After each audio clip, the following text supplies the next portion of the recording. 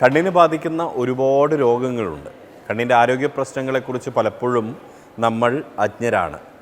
കണ്ണ്, നമ്മുടെ നേത്ര സംരക്ഷണം എന്നുള്ളത് എങ്ങനെയാണ് മനോഹരമായി കൈകാര്യം ചെയ്യേണ്ടത്, അതേക്കുറിച്ച് വ്യക്തമാക്കുകയാണ് പാലക്കാട് അഹല്യ എ ഹോസ്പിറ്റലിലെ ഡോക്ടർ.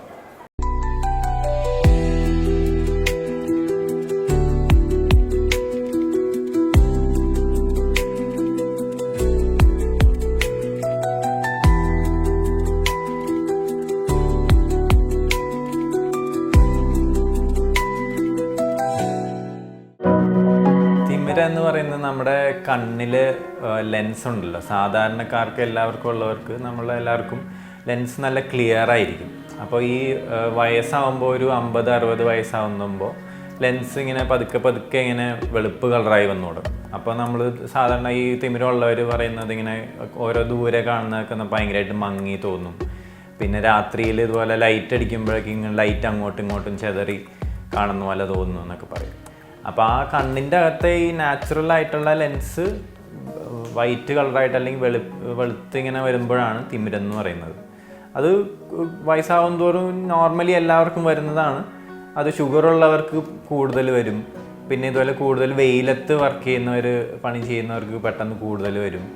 അങ്ങനെയൊക്കെ വരുന്നതാണ് തിമിരം. അപ്പോൾ തിമിരം എന്ന് പറയുന്നത് ലെൻസ് മാറ്റി വയ്ക്കുന്ന കാര്യം നമുക്ക് ആ ഒരു സർജറി ചെയ്താൽ ശരിയാവും. തിമിരം ഒന്നല്ലെങ്കിൽ ഷുഗർ കാരണം വരാം. അപ്പോൾ ഈ പ്രമേഹം, ഷുഗർ ഭയങ്കരമായിട്ട് കൂടുമ്പോൾ തിമിരം പെട്ടെന്ന് കൂടുതലായിട്ട് ചിലപ്പോൾ നേരത്തെ വരും. ഇപ്പോൾ 40-50 വയസ്സാകുമ്പോൾ തന്നെ വരും. അപ്പോൾ ഷുഗർ നന്നായിട്ട് കൺട്രോൾ ചെയ്താൽ മതി. അത് ഒരു കാരണം. ഷുഗർ നന്നായിട്ട് കൺട്രോൾ ചെയ്താൽ നമ്മുടെ ലെൻസ് നല്ല ക്ലിയർ ആയിട്ട് തന്നെ ഇരിക്കും. പിന്നെ ഒരു കാരണം, ഈ കണ്ണിൻ്റെ ലെൻസിൽ ഈ നമ്മൾ ചിലരൊക്കെ വെളിയിൽ പോയാൽ സൺഗ്ലാസ് വെക്കണമെന്ന് പറയാമല്ലോ. അപ്പോൾ ഈ നമ്മൾ ഈ സൂര്യനിൽ നിന്നുള്ള അൾട്രാ വയലറ്റ് റേസ് ഇങ്ങനെ ബ്ലോക്ക് ചെയ്യാൻ വേണ്ടിയാണ് സൺഗ്ലാസ് ഒക്കെ വെക്കാറുള്ളത്. അപ്പോൾ ഈ അൾട്രാ വയലറ്റ് റേസും ഈ കണ്ണിലടിച്ചാൽ ലെൻസിൽ ഇതുപോലെ വൈറ്റ് കളറായിട്ട് ഇങ്ങനെ വെളുത്ത കളറായിട്ട് വരാം. അപ്പോൾ അതുകൊണ്ടാണ് ഈ തിമിരം വെളിയിൽ വർക്ക് ചെയ്യുന്നവർക്ക്, വെയിലത്തൊക്കെ കൂടുതൽ നിൽക്കുന്നവർക്ക് പെട്ടെന്ന് വരുന്നത്. അപ്പോൾ അതും നമുക്ക് ഇതുപോലെ തടുക്കാൻ വേണ്ടി സൺഗ്ലാസ് വേണമെങ്കിൽ വെക്കാം, അല്ലെങ്കിൽ വെയിലത്തുള്ള വർക്ക് കുറച്ച് കുറയ്ക്കാം. അങ്ങനെയൊക്കെ നോക്കാൻ പറ്റും. പിന്നെ ഒരുവിധം എല്ലാവർക്കും ഒരു 60-70 വയസ്സാകുമ്പോൾ കുറച്ച് തിമിരം വന്ന് തുടങ്ങും. അത് നോർമലായിട്ടൊരു നമ്മൾ ബോഡിയുടെ ഒരു രീതി അങ്ങനെയാണ്. പക്ഷെ അത് നന്നായിട്ട് സ്ലോ ഡൗൺ ചെയ്യാൻ അല്ലെങ്കിൽ കുറയ്ക്കാൻ വേണ്ടി ഇതുപോലെ ഓരോ രീതികളൊക്കെ നോക്കാം. അപ്പോൾ ഈ 40 വയസ്സ് കഴിഞ്ഞുള്ളവർക്ക് ഞാൻ പറഞ്ഞ പോലെ വയസ്സാകും തോറും ഒന്ന് തിമിരമാണ് വരുന്നത്. പിന്നെ അതുപോലെ തന്നെ ഗ്ലോക്കോമ എന്ന് പറയും. ഗ്ലോക്കോമ എന്ന് പറയുന്നത് കണ്ണിൻ്റെ അകത്തുള്ള പ്രഷർ കൂടും. അപ്പോൾ കണ്ണിൻ്റെ അകത്തുള്ള നമ്മൾ ഈ സാധാരണ ഈ ബോഡിയുടെ പ്രഷർ അല്ലാതെ കണ്ണിന് സെപ്പറേറ്റ് ആയിട്ട് പ്രഷർ നോക്കണം. അപ്പോൾ കണ്ണിൻ്റെ അകത്തുള്ള പ്രഷർ കൂടും. അപ്പോൾ ഞരമ്പിൽ ഓരോ ഇങ്ങനെ പ്രശ്നങ്ങൾ വരും. ഞരമ്പിനെ ഇങ്ങനെ ബാധിക്കും. അപ്പോൾ അതാണ് ഗ്ലോക്കോമ എന്നുള്ളത്. പിന്നെ ഇതുപോലെ തന്നെ ഷുഗർ ഉള്ളപ്പോൾ ഈ കണ്ണിൻ്റെ ഞരമ്പിൻ്റെ അകത്ത് കുറേ ബ്ലീഡിങ് വരും. അങ്ങനെ ഓരോ കാഴ്ച കുറവ് വരും. അപ്പോൾ 40 വയസ്സുള്ളവർക്ക് കൂടുതലും നമ്മൾ സാധാരണയായിട്ട് കാണുന്നത് തിമിരം, പിന്നെ ഈ പ്രമേഹം കാരണം ഷുഗർ ഉള്ളവർക്ക് ഞരമ്പിൽ ഇങ്ങനെ പ്രശ്നം വരും. പിന്നെ ഇതുപോലെ ഗ്ലോക്കോമയാണ് സാധാരണ കാണുന്നത്.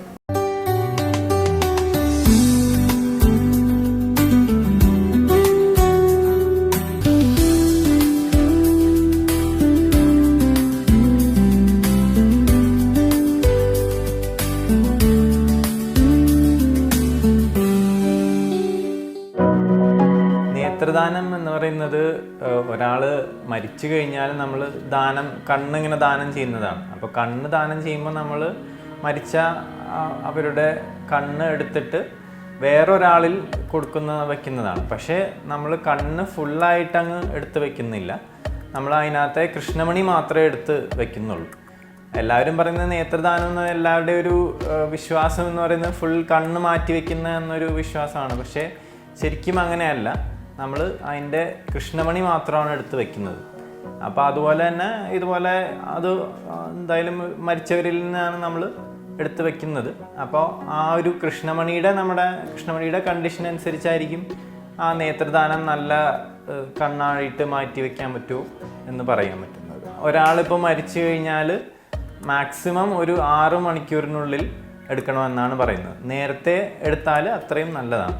അപ്പോൾ അതുകൊണ്ട് തന്നെ നമ്മൾ ഒരാളിപ്പോൾ നേത്രദാനത്തിന് എഴുതി കൊടുത്താൽ അല്ലെങ്കിൽ അവരുടെ ഈ ഫാമിലിയിൽ ആരെങ്കിലും എഴുതി കൊടുത്താൽ നമ്മൾ നേരത്തെ വിളിച്ച് തന്നെ പറഞ്ഞെങ്കിൽ ഇതുപോലെ ഐ ഹോസ്പിറ്റലിൽ കണ്ണാശുപത്രിയിൽ നിന്ന് ആൾക്കാർ വന്ന് വേഗം എടുത്തിട്ട് അത് നമ്മൾ ഓരോ മീഡിയം ഓരോ ഇങ്ങനെ കൾച്ചർ ബോട്ടിൽ എന്ന് പറഞ്ഞിട്ട് ഓരോ മീഡിയത്തിൽ വെച്ചിട്ട് പ്രിസർവ് ചെയ്തിട്ട് അടുത്ത ആൾക്ക് ഇങ്ങനെ കൊടുക്കും. അങ്ങനെയാണ്. അപ്പോൾ എത്രയും നേരത്തെ ചെയ്യുന്നതാണ് അത്രയും നല്ലത്. ഇപ്പോൾ നമ്മുടെ കേരളത്തിൽ തന്നെ അല്ലാതെ തന്നെ ഇന്ത്യൻസിൽ എല്ലാവർക്കും കോമൺ ആയിട്ട് ഇപ്പോൾ സാധാരണക്കാർക്ക് എല്ലാവർക്കും കാണുന്നവരാണ് ഒരു 40-50 വയസ്സാകുമ്പോൾ നമ്മുടെ അച്ഛനമ്മമാർക്കും ചിലവർക്കും ഉണ്ടാകാറുണ്ടാണ് പ്രമേഹം. അപ്പോൾ പ്രമേഹം കണ്ണിനെയും ബാധിക്കുന്നുണ്ട്. അപ്പോൾ ഞാൻ നേരത്തെ പറഞ്ഞ പോലെ തന്നെ ഈ കാറ്ററാക്ട് അല്ലെങ്കിൽ തിമിരമാണ് ഒരു ബാധിക്കുന്ന വരുന്നത്. പിന്നെ ഉള്ളത് ഇതുപോലെ തന്നെ കണ്ണിൻ്റെ ഞരമ്പിൽ ഇങ്ങനെ കുറേ ബ്ലീഡിങ് പോലെ വരും. അപ്പോൾ ഇങ്ങനെ ചുവപ്പ് കളറായിട്ട് കർട്ടൻ വീഴുന്ന പോലെ തോന്നും. പിന്നെ കാഴ്ച കുറയുന്ന അത് കാരണം തന്നെ ഞരമ്പിൽ വരും ബാധിച്ചിട്ട് ഇങ്ങനെ കാഴ്ച കുറയുന്ന വരാം. പിന്നെ അതുപോലെ തന്നെ നമ്മൾ ഷുഗർ ഈ പ്രമേഹം നന്നായിട്ട് കൺട്രോൾ അല്ലെങ്കിൽ കണ്ണിൽ കുറേ ഇൻഫെക്ഷനൊക്കെ വരാം. ഇങ്ങനെ പഴുപ്പ് പോലെ വരാൻ പറ്റും, കണ്ണിൻ്റെ അകത്ത് ഇൻഫെക്ഷൻ വരും, അങ്ങനെ കുറേ വരും. അപ്പോൾ മെയിനായിട്ട് നമ്മൾ നോക്കേണ്ടത് പ്രമേഹത്തിൽ ഷുഗർ നന്നായിട്ട് കൺട്രോളായിട്ട് ഇരിക്കണമെന്നാണ് ഉള്ളത്.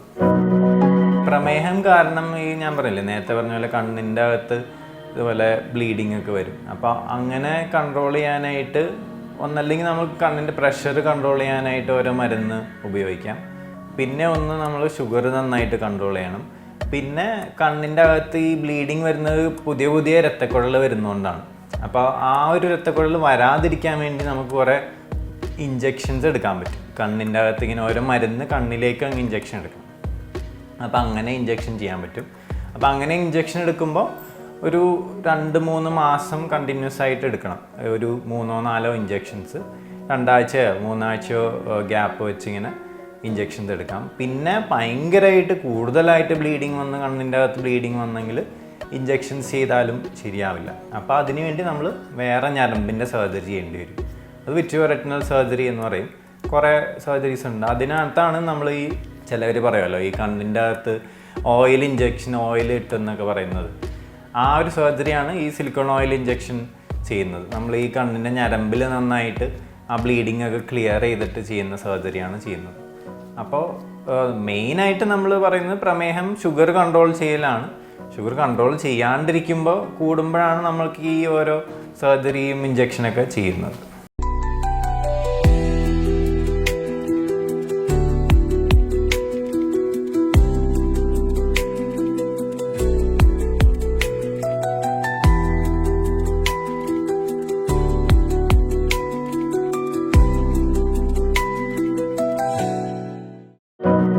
കണ്ണിൻ്റെ നമ്മൾ പ്ലാസ്റ്റിക് സർജറി എന്ന് പറയുന്നത് ഓക്യുലോപ്ലാസ്റ്റിക് സർജറി എന്നൊരു സബ് സ്പെഷ്യാലിറ്റിയാണ്. അപ്പോൾ അതിനകത്ത് നമ്മൾ ഈ വയസ്സാവുന്നതോറും ഈ കണ്ണിൻ്റെ പോളകൾ ഇങ്ങനെ താഴ്ന്നു വരും. കൺപോളകൾ താഴ്ന്നു വരും, അല്ലെങ്കിൽ കൺപോള ഇങ്ങനെ താഴ്ന്ന് ലൂസായിട്ട് താഴത്തേക്ക് വരും. അതിന് ഓരോ പേര് പറയും. ഇപ്പോൾ ടോസിസ്, എക്ട്രോപ്പിയൻ, എൻട്രോപ്പിയൻ എന്നൊക്കെ പേര് പറയും. അതിന് നമ്മൾ ഇതുപോലെ പ്ലാസ്റ്റിക് സർജറി പോലെ തന്നെ നമ്മുടെ ഈ കണ്ണിൻ്റെ സ്കിന്നിങ്ങനെ നല്ല ടൈറ്റായിട്ട് ചെയ്യാൻ പറ്റുന്ന സർജറി ഉണ്ട്. അതാണ് നമ്മൾ സാധാരണ ഈ കണ്ണിൻ്റെ പ്ലാസ്റ്റിക് സർജറി ആയിട്ട് ചെയ്യുന്നത്.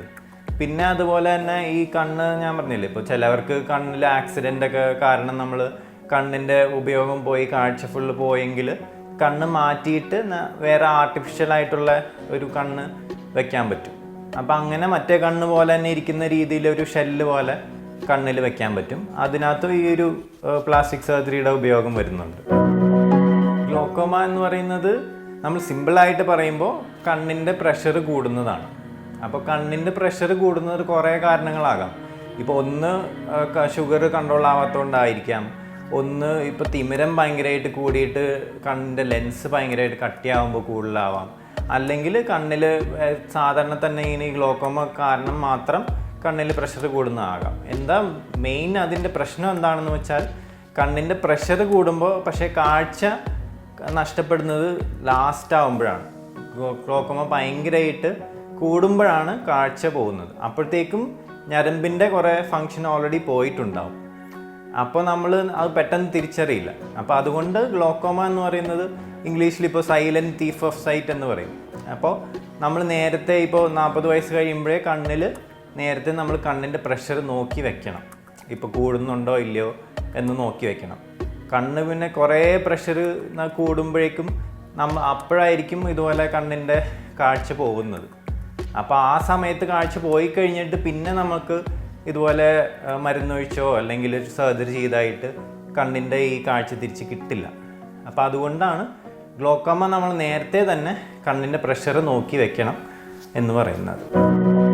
പ്രമേഹം, ഇപ്പോൾ ഷുഗർ, BP, ഇതുപോലെ ലൈഫ് സ്റ്റൈൽ ഡിസീസസ് ഒക്കെ പറയുന്നത് പോലെ അത് കണ്ണിനെയും ബാധിക്കാം. BP കൂടുമ്പോൾ കണ്ണിൽ ഇതുപോലെ പ്രമേഹം പോലെ തന്നെ കണ്ണിൽ ബ്ലീഡിങ് വരാം. കണ്ണിലെ ഈ രക്തക്കുഴലുകൾ ഭയങ്കര ടൈറ്റായിട്ടിരിക്കാം, അതുകൊണ്ടും ബ്ലീഡിങ് വരാം. പിന്നെ ഈ പ്രമേഹം കാരണം തന്നെ ഓരോ പ്രശ്നങ്ങൾ വരാം. ഞാൻ നേരത്തെ പറഞ്ഞ പോലെ തന്നെ കണ്ണിൽ ബ്ലീഡിങ്, പിന്നെ ലെൻസ് ഇതുപോലെ തിമിരങ്ക പ്രശ്നം വരാം, പിന്നെ കണ്ണിൻ്റെ പ്രഷർ കൂടാം. അങ്ങനെ ലൈഫ് സ്റ്റൈൽ ഡിസീസസ് കാരണം കണ്ണിൽ കുറേ പ്രശ്നങ്ങൾ വരാം. അപ്പോൾ അതെല്ലാം നമ്മൾ മെയിനായിട്ട് നോക്കേണ്ടത് നമ്മുടെ ഡെയിലി ലൈഫ് സ്റ്റൈൽ നന്നായിട്ട് ഹെൽത്തി ആയിട്ട് കൊണ്ടുപോയാൽ കണ്ണും അതേപോലെ തന്നെ ഹെൽത്തി ആയിട്ടിരിക്കും. ഇപ്പോൾ സീസണലായിട്ട് പറഞ്ഞാൽ നമ്മൾക്ക് കോമൺ ആയിട്ട് ഏറ്റവും സാധാരണമായിട്ട് കാണുന്നതാണ് അലർജി. ഇപ്പോൾ കണ്ണിലിപ്പോൾ അലർജി വരുന്നതാണ്. ഇപ്പോൾ കുറേ കാരണങ്ങളാകാം. ഇപ്പോൾ പൊടി വീഴുന്നതാകാം, അല്ലെങ്കിൽ വേറെ എന്തെങ്കിലും സാധനം കണ്ണിൽ വീഴുന്നതാകാം. അപ്പോൾ കണ്ണിൻ്റെ ഒരു റിയാക്ഷനായിട്ടാണ് അലർജി വരുന്നത്. അപ്പോൾ എല്ലാവർക്കും കോമൺ ആയിട്ട് വരുന്നതാണ്. കൂടുതലും നമ്മൾ കാണുന്നത് ഈ ഒരു എന്താ പറയുക, വേനൽക്കാലത്തിലാണ്. ഒരു ഏപ്രിൽ, മെയ്, ജൂൺ സമയത്താണ് കൂടുതൽ കാണാറുള്ളത്. പിന്നെ അല്ലാതെ ഈ സമയത്ത് ഒരു ജാനുവരി അല്ലെങ്കിൽ ഡിസംബർ, നവംബർ സമയത്തും കാണാറുണ്ട്. അപ്പോൾ അങ്ങനെ വരുന്നത് അലർജി എന്ന് പറയുമ്പോൾ കൂടുതലും കണ്ണിന് നന്നായിട്ട് ചൊറിച്ചിൽ വരും, പിന്നെ കണ്ണ് നന്നായിട്ട് ചുവപ്പ് വരും, പിന്നെ കണ്ണിൽ നിന്ന് വെള്ളം വരുന്നതൊക്കെ തുടങ്ങും. അപ്പോൾ അങ്ങനെയാണ് കൂടുതൽ സീസണലായിട്ട് ഏറ്റവും കൂടുതൽ കാണുന്നതാണ് കണ്ണിൽ അലർജി കാരണം വരുന്നത്. പിന്നെ വേറെ കുറേ രോഗങ്ങൾ എന്ന് പറയുന്നത് ഇപ്പോൾ വെർണൽ കെരറ്റോകൺജങ്ക്റ്റിവൈറ്റിസ്, ടോപ്പിക് കെരറ്റോകൺജങ്ക്റ്റിവൈറ്റിസ്, അങ്ങനെ ഓരോന്നുണ്ട്. അതും ചിലതൊക്കെ ഇതുപോലെ ചില സീസണിൽ മാത്രമേ, ഇപ്പോൾ ജൂൺ ജൂലൈയിൽ മാത്രമേ കാണാറുള്ളൂ. അതൊക്കെ അത്രയ്ക്ക് സാധാരണയായിട്ട് കാണാറില്ല. അലർജിയാണ് ഏറ്റവും കൂടുതൽ നമ്മൾ സീസണലായിട്ട് കണ്ണിൽ കാണുന്നത്.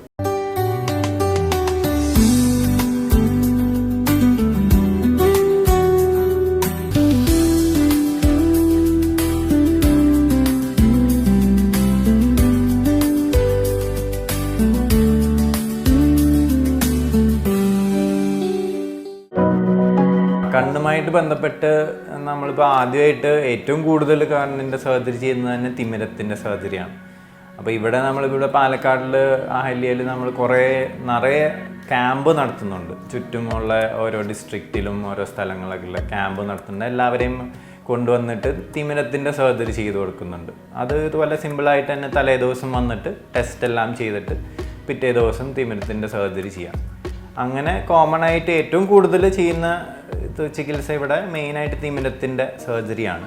പിന്നെ അതുപോലെ തന്നെ കണ്ണിൻ്റെ ഈ ഞരമ്പിൻ്റെ ഇപ്പോൾ നമ്മൾക്ക് കേരളത്തിൽ തന്നെ കണ്ട കുറേ പേർക്ക് എല്ലാവർക്കും ഇതുപോലെ പ്രമേഹമുണ്ട്. അപ്പോൾ പ്രമേഹം കാരണം കണ്ണിൽ ഞരമ്പിൽ ഓരോ പ്രശ്നങ്ങളുണ്ട്. നേരത്തെ പറഞ്ഞ പോലെ ബ്ലീഡിംഗ് ഒക്കെ ഉണ്ട്. അപ്പോൾ അതിന് വേണ്ടിയുള്ള ഓരോ ചികിത്സ, ഇപ്പോൾ ഇഞ്ചക്ഷനോ അല്ലെങ്കിൽ സർജറീസ്, അങ്ങനെ ഓരോ സർജറീസും കൂടി ചെയ്യുന്നുണ്ട്. അതിൻ്റെ റെറ്റിന ഡിപ്പാർട്ട്മെൻറ്റിലാണ് ചെയ്യുന്നത്. പിന്നെ ഞരമ്പിലുള്ള വേറെ ഓരോ പ്രശ്നങ്ങൾ, ഇപ്പോൾ BP കാരണം വരാം, അല്ലെങ്കിൽ വേറെ രോഗങ്ങൾ കാരണം ഞരമ്പിൽ പ്രശ്നങ്ങൾ വരാം. അതിനും ഇതുപോലെ ചികിത്സ കൊടുക്കുന്നുണ്ട്. ഇവിടെ അഹല്യയിൽ നമുക്ക് ഓരോ കണ്ണിൻ്റെ ഓരോ ഭാഗങ്ങളായിട്ട് അതിനുവേണ്ടി ഓരോ ഡിപ്പാർട്ട്മെൻ്റ് ഉണ്ട്. അപ്പോൾ ഈ തിമിരത്തിന് തന്നെ ചെയ്യാനായിട്ടൊരു ഡിപ്പാർട്ട്മെൻ്റ് ഉണ്ട്. പിന്നെ ഈ റെറ്റിന, അത് കണ്ണിൻ്റെ ഞരമ്പിൻ്റെ ട്രീറ്റ്മെൻറ്റ് ചികിത്സയൊക്കെ ചെയ്യാനായിട്ടൊരു ഡിപ്പാർട്ട്മെൻ്റ് ഉണ്ട്.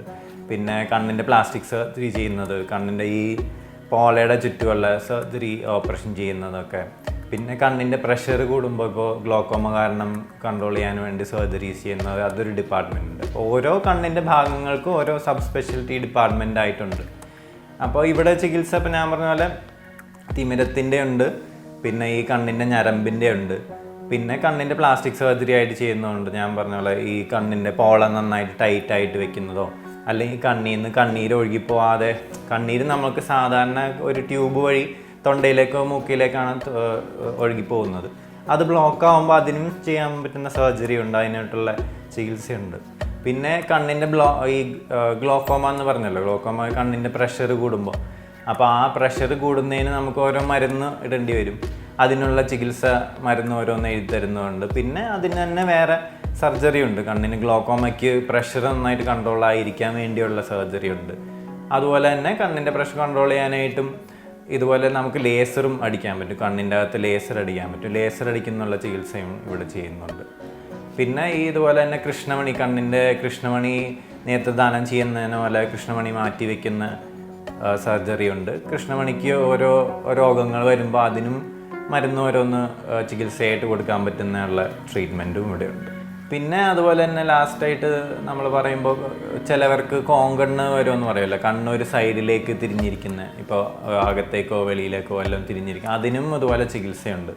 അതിന് നമുക്ക് സർജറി ചെയ്യാൻ പറ്റും. കണ്ണിൻ്റെ മസിൽ ഇങ്ങനെ ഒരു സൈഡ് കൂടുതൽ ആക്ഷൻ വരുമ്പോഴാണ് ഇതുപോലെ കോങ്കണ്ണ് വരുന്നത്. അപ്പോൾ അതിനും നമ്മൾ മസിൽ നന്നായിട്ട് ടൈറ്റായിട്ട് വെക്കാനുള്ള ചികിത്സയും സർജറി ഇവിടെ ലഭ്യമാണ്. ഒരു പഴഞ്ചൊല്ലുണ്ട്, കണ്ണില്ലാത്തപ്പോഴേ കണ്ണിൻ്റെ വിലയറിയൂ എന്നുള്ളതാണ്.